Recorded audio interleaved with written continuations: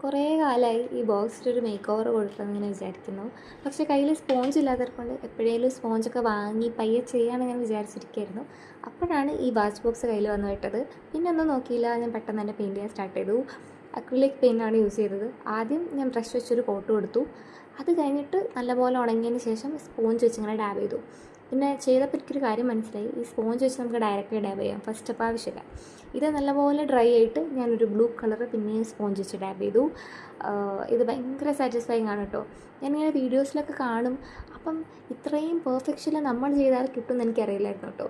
അപ്പം നിങ്ങൾ ഇതുവരെ ട്രൈ ചെയ്തിട്ടില്ലെങ്കിൽ എന്തായാലും ട്രൈ ചെയ്തേക്കണം. വെരി സാറ്റിസ്ഫൈങ്, നല്ല പെർഫെക്ഷനോടെ ആർക്ക് വേണമെങ്കിലും ചെയ്തെടുക്കാം. ഇതിൽ എന്ത് ചെയ്യുന്നുള്ളതായിരുന്നു പിന്നത്തെ വലിയൊരു കൺഫ്യൂഷൻ. ഞാൻ പണ്ട് സ്കൂളൊക്കെ പഠിക്കുന്ന സമയത്ത് ഒരുപാട് വരയ്ക്കായിരുന്നു. ആ ഒരു ടൈമിൽ ഇതേപോലെ എന്തെങ്കിലുമൊക്കെ ചെയ്യാണ്ടെങ്കിൽ കുറച്ചൊന്നിരുന്ന് ആലോചിച്ച് എൻ്റെ മൈൻഡിലേക്ക് ഇങ്ങനെ ഐഡിയാസ് വരും. പക്ഷേ ഇപ്പോൾ ഒരുപാട് കാലമായിട്ട് ഇങ്ങനെ പ്രത്യേകിച്ചൊന്നും ചെയ്യാതെ എൻ്റെ ക്രിയേറ്റിവിറ്റിയൊക്കെ മുരടിച്ച് പോയി. ബിക്കോസ് ഇപ്പോൾ എന്ത് ചെയ്യണമെങ്കിലും പിൻട്രസ്റ്റ് നോക്കണം, അല്ലെങ്കിൽ ഗൂഗിൾ നോക്കണം. അപ്പോൾ നിങ്ങൾ ഇതേപോലെ ഒന്നും ചെയ്യാതിരിക്കുകയാണെങ്കിൽ ഇങ്ങനെ വരയ്ക്കാനും ആർട്ട് ആൻഡ് ക്രാഫ്റ്റൊക്കെ ഇൻട്രസ്റ്റ് ഉണ്ടെങ്കിൽ തീർച്ചയായിട്ടും സെൽഫായിട്ട് ഇങ്ങനെ ചെയ്ത് നോക്കണം. ബിക്കോസ് അതർവൈസ് നമുക്ക് സ്വന്തമായിട്ടൊരു ഐഡിയാസ് ഒന്നും ഇല്ലാതായി പോട്ടോ. അപ്പോൾ ഇതാണ് ഫൈനൽ റിസൾട്ട്. ഇഷ്ടമെങ്കിൽ do subscribe and I will see you in my next video.